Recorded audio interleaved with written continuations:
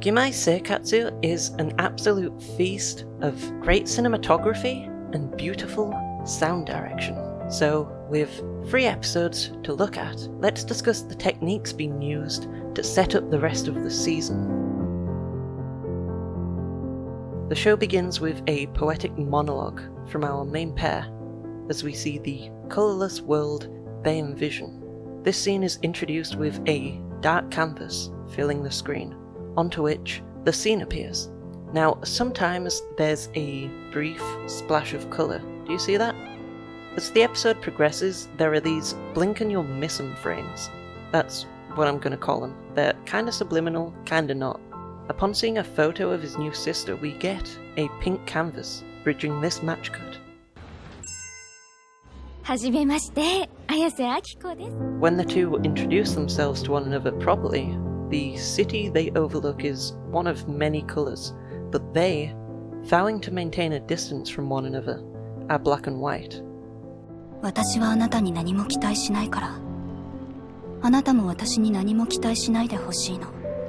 Then we fade to white to this hallway, and remember this shot, the hallway. It'll come back up.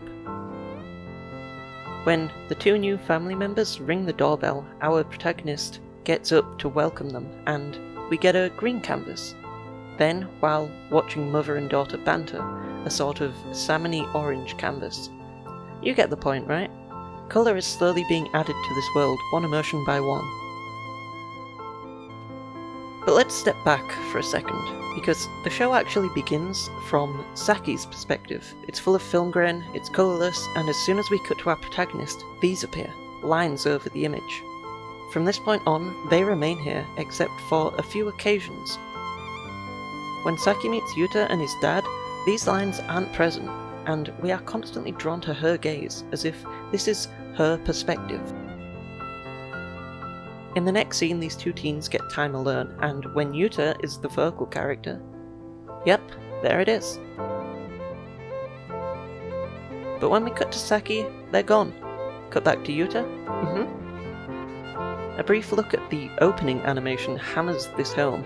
Film grain, logo, grain fades out, and the canvas fades in. Then we cut to a film reel from, presumably, Saki's POV. So what we have here is a bunch of different overlays used to convey perspective, and you'll get used to seeing them, but for now, this is all set up. And let's see a comparison again one last time to transition onto the next topic.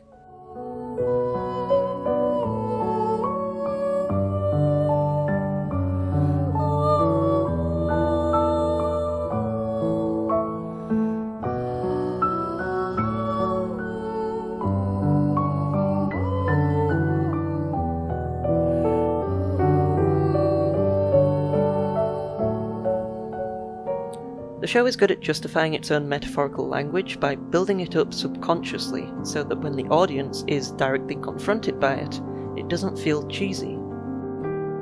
The first episode alone has a whole bunch of examples. Remember the hallway shot from before? That comes from a very early part of the first episode, and very late into the first episode, we see the same hallway with a key difference. The light is on. As our boy ruminates, we get a flashback sequence denoted by a new art style, very canvassy. He focuses on the visual of the light being on in the house when he returned home. It's not something he's used to, but now there's colour in the house.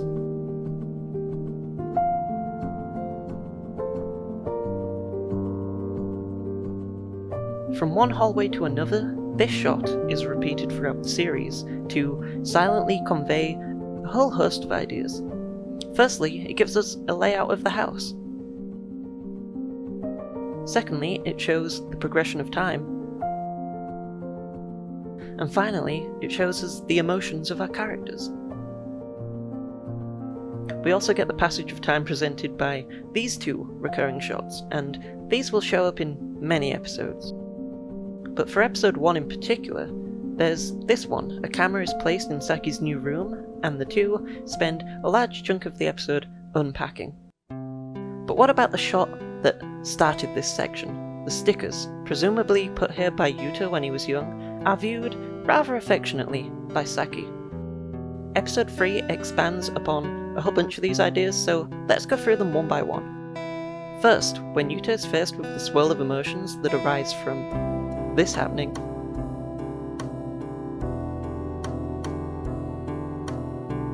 take a look at the canvas. Look at the colours dance as blue and red mix. They briefly take over the entire frame before they're pushed back into the corners when Yuta calms himself.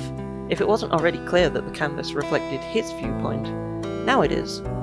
This is the swirl of emotions that he's feeling in a rather chaotic moment, and you'll see it again.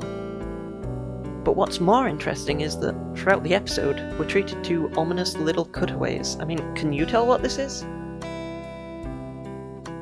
Well, we already know for sure what Yuta's perspective looks like, and with the film grain present in what we've seen from Saki, paired with the opening animation, we can immediately infer that this is what Saki's POV looks like. Rather than canvas, it's film. Welcome to the diary reel. We learn of Saki's growing dependence on her new brother, delivered both by dialogue and visuals. The repeated image of an adult and a child reflect a psychological need that Saki both longs for and fears. And then we get, yes, here it is, the fish tank. The symbol of a car in the background, and it's a callback. Saki reveals how much she relates to Yuta. It's what she's thinking now, which means it's also what she was thinking in episode 1. The pieces fall into place in your mind and you don't even question it, because it just makes sense. In repetition, it justifies itself. Character building doesn't just come out of nowhere, they set it up early, give you a head start, and then they fill in the gaps.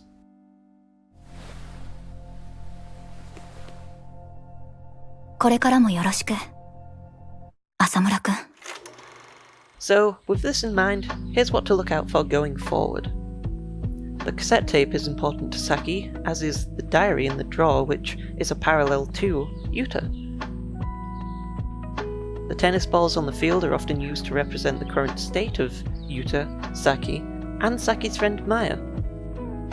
And of course, keep an eye out for conspicuous blocking in shots, such as here and here, hiding expressions to display distance or conflict, as well as here and here, boxing the characters in together to show intimacy or isolation.